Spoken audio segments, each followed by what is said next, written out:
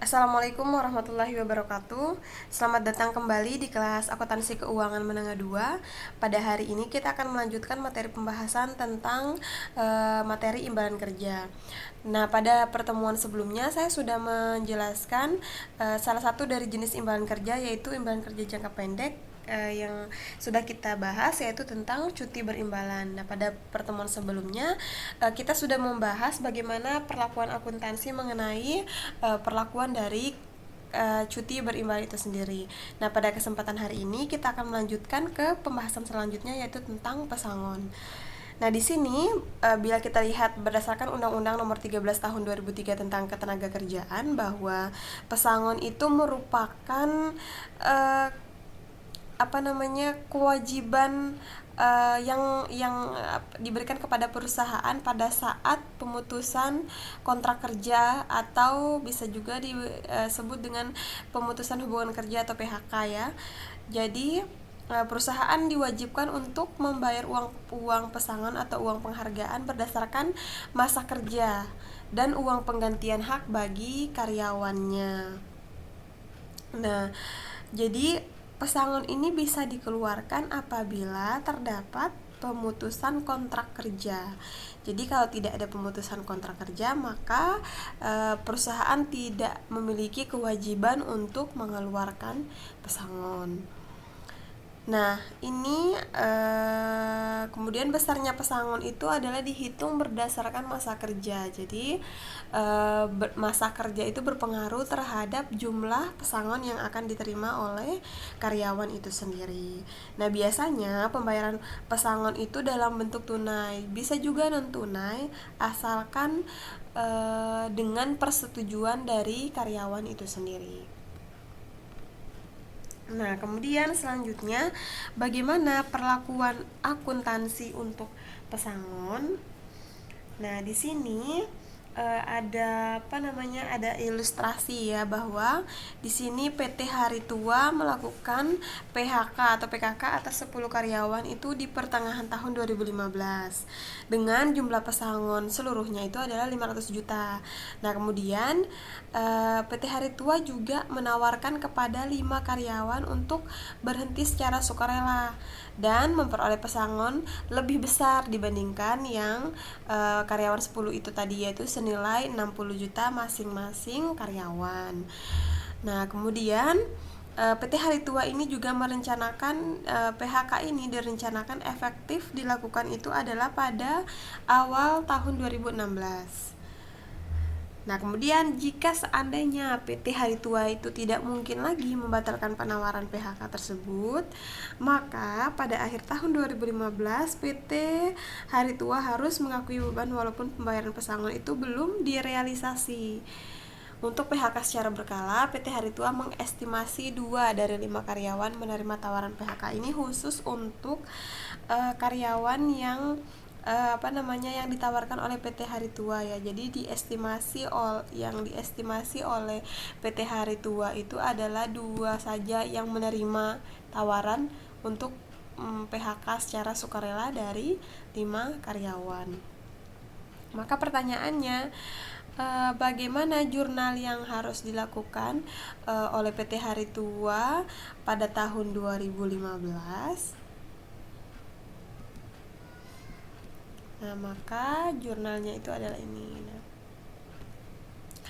Nah, ini adalah perhitungan ya. Yang pertama itu adalah pesangon 10 karyawan yang diberhentikan tadi, kan totalnya adalah 500 juta. Kemudian pesangon 2 karyawan yang berhenti sukarela yang diestimasi tadi itu adalah kan masing-masing 60, 2 orang berarti 120 juta, karena masing-masing orang itu memperoleh 60 juta.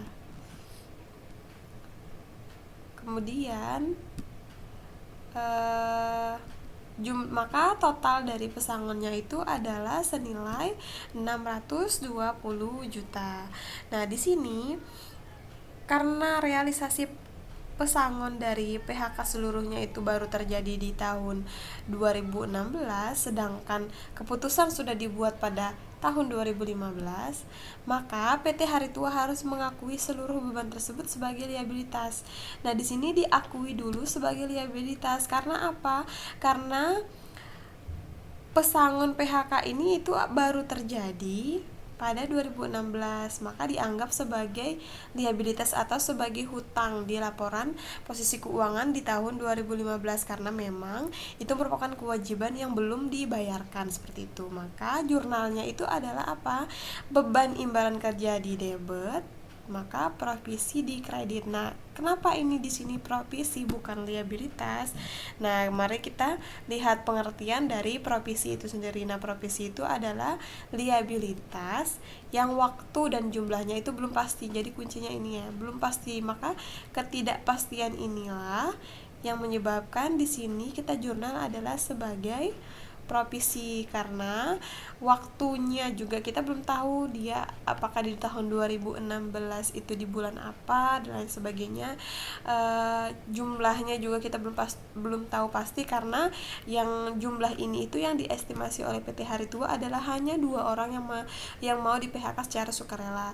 Nah, kita belum tahu, bisa jadi nanti di tahun 2016 jumlah yang di PHK itu jumlah orang yang menerima PHK itu bisa jadi juga seluruhnya atau 5 orang tadi itu. Maka digunakanlah istilah provisi.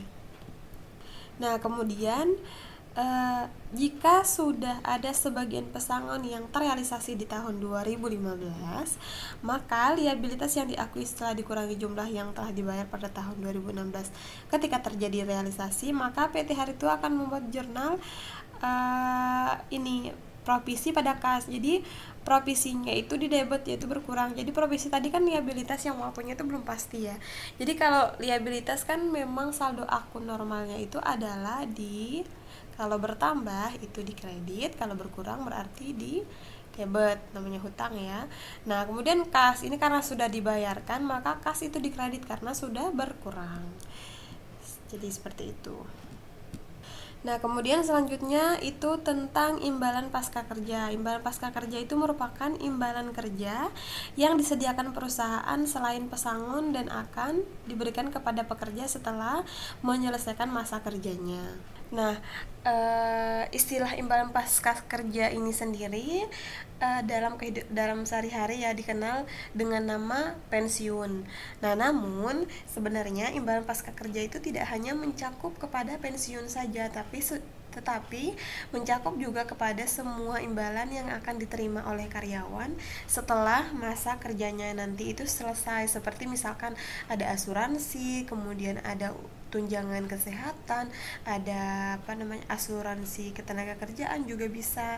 Nah, jadi imbalan pasca kerja itu tidak hanya terbatas kepada pensiun saja seperti itu. Jadi ada juga dana-dana atau asuransi atau tunjangan-tunjangan lainnya yang memang bisa diterima setelah karyawan tersebut menyelesaikan masa kerjanya.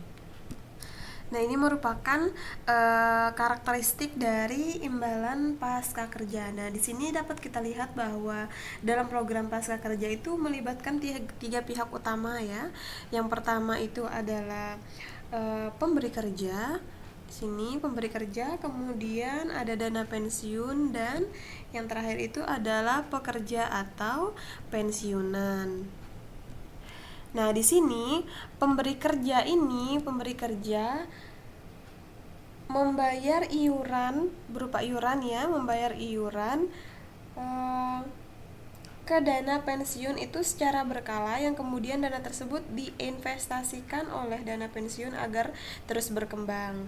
Nah, kemudian pada saat pekerja itu memasuki masa pensiunnya mereka, maka dana pensiun itu akan membayarkan imbalan kepada pensiunan bergantung dari jenis programnya. Jadi di sini kan tadi pemberi kerja sudah memberikan iuran kepada dana pensiun mungkin dananya diputar dan lain sebagainya. Nah, ketika dana pensiun atas nama pekerja A itu sudah sampai sudah berakhir masa kerjanya, kemudian dia akan memperoleh dana pensiunnya, maka dana pensiun ini akan memberikan imbalan atau dana pensiunnya itu akan dicairkan kepada pekerja sesuai dengan hak yang diperoleh oleh pekerja itu sendiri berdasarkan jenis dari dana pensiun yang dipilih oleh pekerja ini.